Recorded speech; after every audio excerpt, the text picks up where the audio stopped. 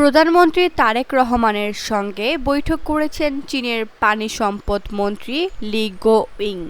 বৈঠকে তিস্তা সহ বাংলাদেশের বিভিন্ন নদীর ব্যবস্থাপনায় দুই দেশের সহযোগিতা বৃদ্ধির বিষয়ে ঐকমত্য হয়। বৃহস্পতিবার চীনের স্থানীয় সময় দুপুর 12টায় বেইজিংয়ের রাষ্ট্রীয় দিয়াওই তাই অতিথি ভবনে এ বৈঠক অনুষ্ঠিত হয়।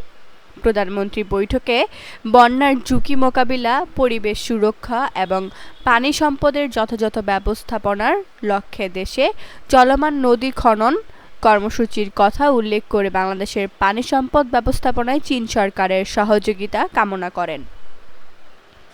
প্রধানমন্ত্রী বাংলাদেশের তিস্তা ব্যবস্থাপনা প্রকল্পে চীন সরকারের কারিগরি সহায়তা প্রকাশ করেন।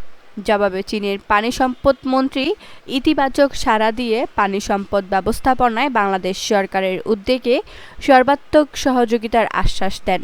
প্রধানমন্ত্রী বাংলাদেশের নদী ভাঙ্গন রোধ, সেচ ব্যবস্থাপনা এবং নৌ নেভিগেশন উন্নয়নে চীন সরকারের সহযোগিতা প্রত্যাশা করেন। চীনের পানি সম্পদ মন্ত্রী বলেন, পানি ব্যবস্থাপনায় বাংলাদেশ চীনের অভিজ্ঞতা কাজে লাগাতে পারে। তিনি বাংলাদেশের পানি বিশেষজ্ঞ এবং এ খাতে সংশ্লিষ্ট কর্মকর্তাদের চীনে প্রশিক্ষণ গ্রহণের আহ্বান জানান।